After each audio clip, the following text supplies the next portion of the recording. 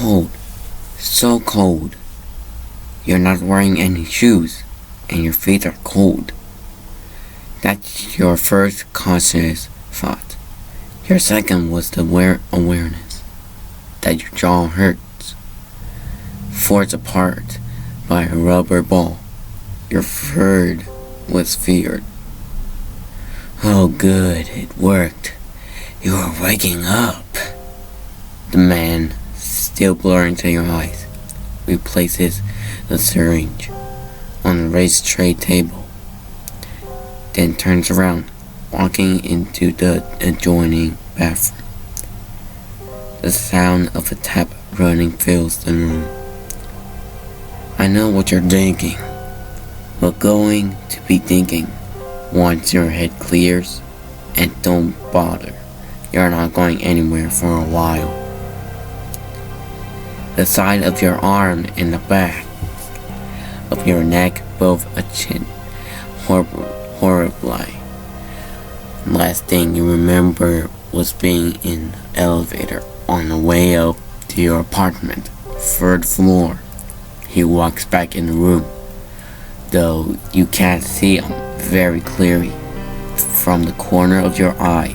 Obviously, he's not trying to hide as he walks around to sit on a stool in front of you. He's as nondescript as they come, wearing store-bought clothes, faded blue jeans, a said watch, grotesque black band t-shirt, like one might buy at Hot Topic. His hair is a bit shaggy. A trim could go him good. His eyes are the only thing really off about him. They are soft red, like an albino's. You can call me Jeff. He picks up the syringe, a glass and metal one that you might see in an antique store or a museum. He squirts the rest of the liquid in it into a rag and puts the syringe into his pocket. Don't bother screaming, or I'll kill you. He reaches forward and spins you in a chair. It's an office chair in a spinning. You get a good look at the room. It's your average college student's apartment. One room with a deadbolt and chained front door. A futon is rolled up, Japanese style, leaning in a corner.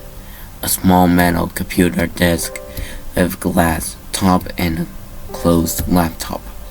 Sitting on the top in another corner, the power supply is secured up neatly. Underneath it, the cord bound with a Velcro strip. You feel tugging at the gag in your mouth. As he unbuckles it, the ball gag falls out of your mouth, and you sputter, flexing your jaw and cursing harshly. Your mouth is dry and tapping of rubber. He swivels the chair back around, and the same piercing gaze meets your eyes, which you glare back to angrily. Why the fuck am I here? You shout, and before you can flinch, the flat edge of a scalpel is placed to your throat. Now, what did I tell you about shouting? Let's use our inside voice, please. He takes the scalpel away, placing it on the tray table. Now, to answer your question, you're here because I want you to be. You're alive because I'm bored. And you better not make me bored enough to find something better to do with you than talk. His eyes had deepened to a darker red. He hadn't blinked the entire time, nor had his expression shift from the blank look he'd been giving you an entire time you were here. Fine. So, what the fuck do you want me to do?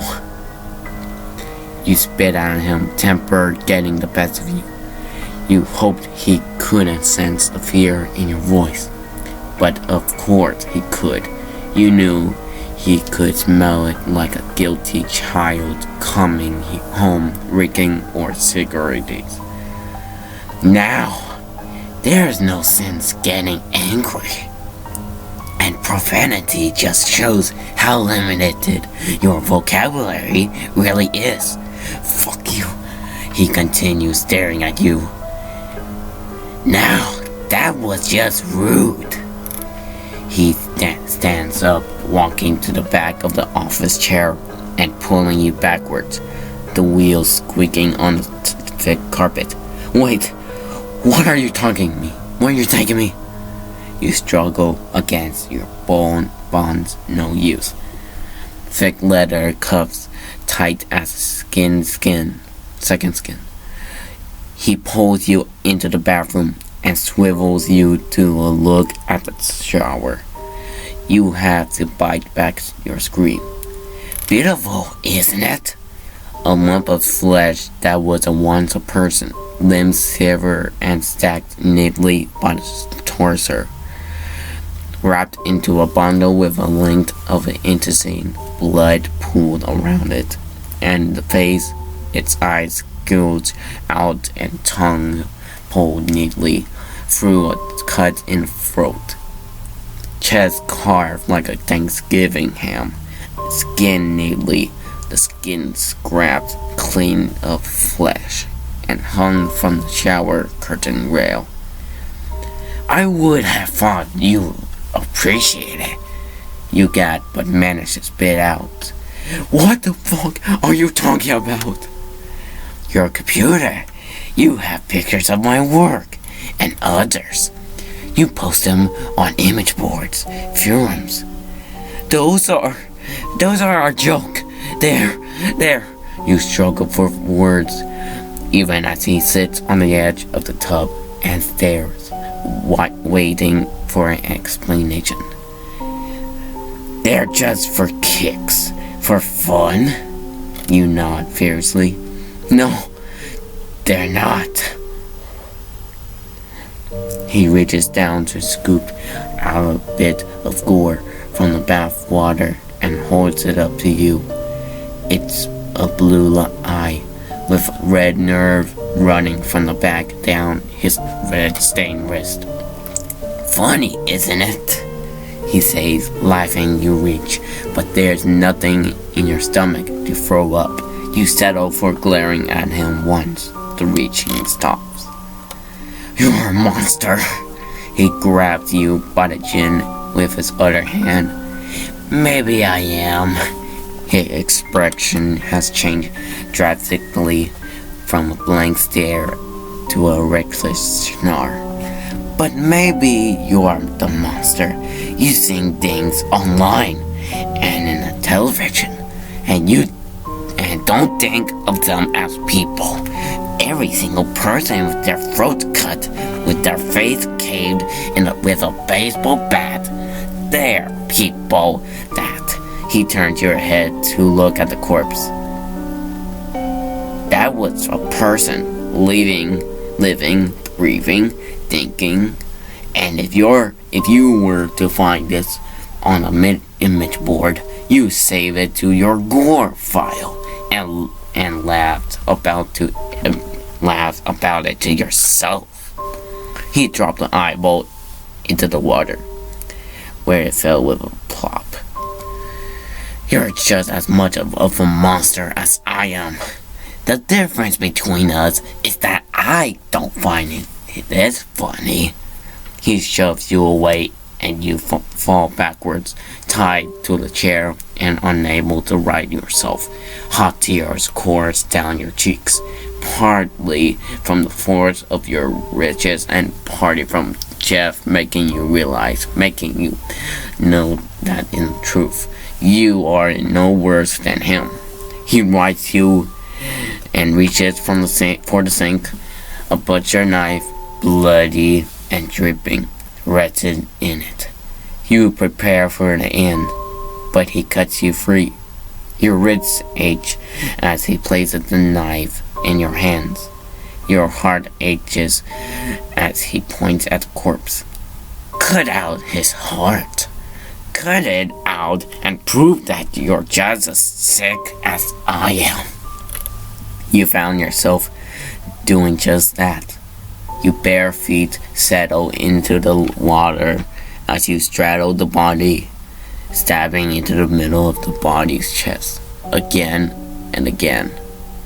Eyes blurred by tears and blood that flies from the torso into your face.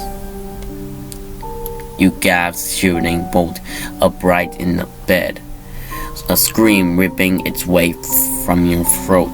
You pant, looking around at the familiar view of your small apartment. After a few minutes, you turn in your bed and rub your face with both hands. Your mouth tastes tacky, nasty, morning breath. You chuckle hastily and check the clock. 12. You slept in. You need to call into work and tell them you were sick. You felt sick. That was the weirdest fucking dream you had since you were a little kid. Your hands are even shaking, remembering the stories you read on the internet. A flare of doubt forms in your mind. You walked into the bathroom and tossed the shower curtains aside. No rotting corpse greeting you in loving embrace. You laughed at yourself, just a dream. You turn to a sink and run the cold water, splashing it into your face with your hands. Your shaking hair collects in your eyes until you pull it aside and strip down to get a shower. Afterwards, you walk through the apartment to your mini fridge, intending to get a beer. You pull the door open and stare in surprise. They are neatly covered with a plastic wrap on a plastic plate is a human heart with a rat bite ripped out of